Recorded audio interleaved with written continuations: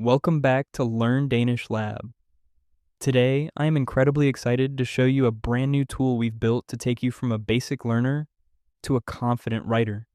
If you're preparing for exams like PD3 or just want to master Danish sentence structure, this is for you. You'll notice something different about this trainer. Most sites let you copy and paste. Not here.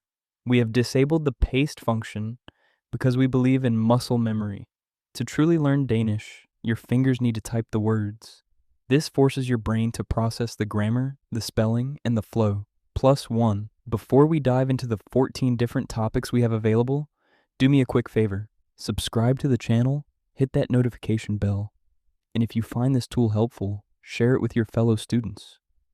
Your support helps us keep building these interactive tools. Let's start with a topic. Today we'll look at extreme sport. Step 1 is all about planning. You'll see the instruction asks for 5 key stikord. Don't skip this. Planning prevents you from getting writer's block later on. Look at the hint card on the right. It suggests words like selvforsettelse, self-staging, and mental robusthed. As I type these in, notice how I'm thinking about the structure. If you get stuck, you can toggle the model answer for inspiration. But remember, you have to type it yourself. No shortcuts here.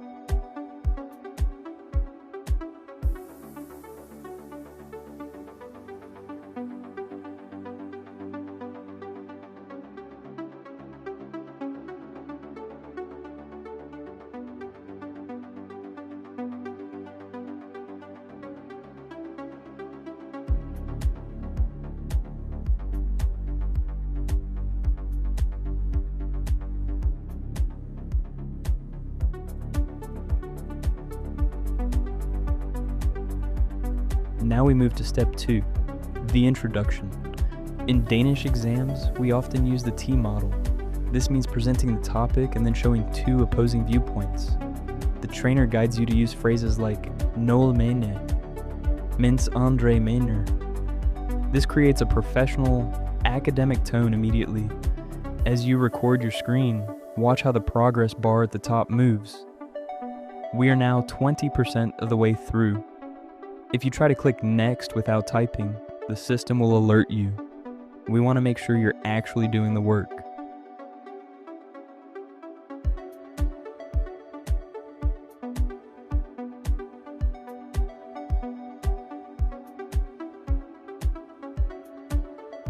Step 3 is the description.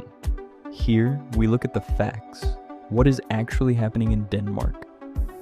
I'm typing about the explosion of interest in Ironman and marathons. Pro tip, notice the hint about inversion. In Danish, if you start a sentence with a time or place like I dagens Danmark, the verb must come next. The trainer reminds you of these hidden grammar rules as you write. This is where that muscle memory really starts to kick in.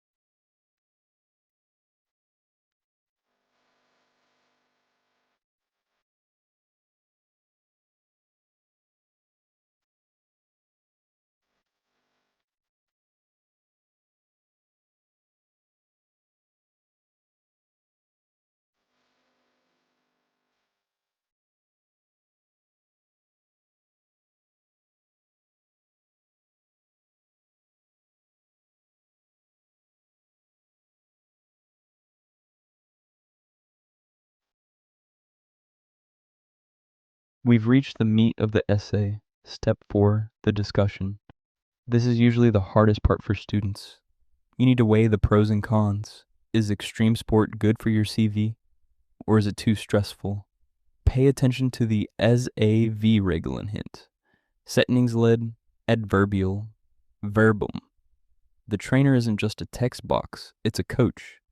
It's reminding you to place your ik or ogs correctly while you discuss the mental benefits of fresh oxygen to the brain. Finally, step 5, the conclusion. This is where you summarize and give your own final evaluation. Use the suggested phrases like sammenfattende kan man sige. Once you finish this step and hit afslut opgave, the magic happens. The system gathers all your individual steps and presents them as one full, beautiful essay. You can read it through, see your progress, and even print it out to show your teacher. And there you have it, a complete 5-step framework that forces you to learn by doing. We have topics ranging from boligøkonomi to sundhedssystemet, so there's plenty to practice with. Now before we wrap up, I'm going to show you the entire model essay in Danish all at once. This is perfect for inspiration to see how a top grade response flows from start to finish. So keep watching for that. Go to the site, try a topic today, and comment below which topic you found the hardest to write about. Don't forget to subscribe and share this video with your study group. Let's master Danish together. Hej hej. Ekstremsport er blevet mere populært blandt danskere i de seneste år. Mange vælger udfordrende sportsgrene, som for eksempel Ironman, hvor deltagerne skal gennemføre flere fysisk krævende discipliner.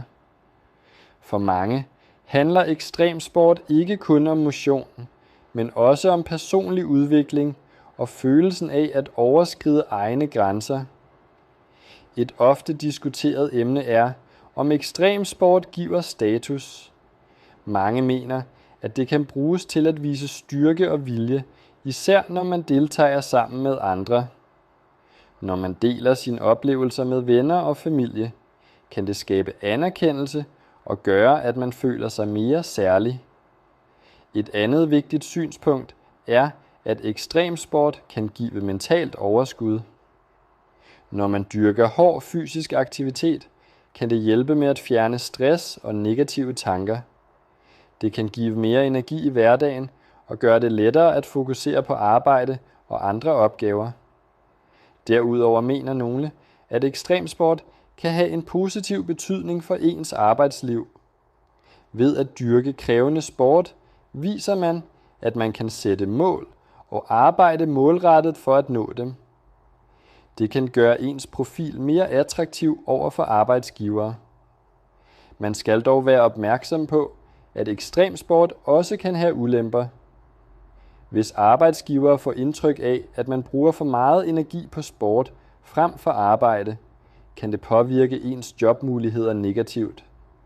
Derfor er det vigtigt at finde en god balance.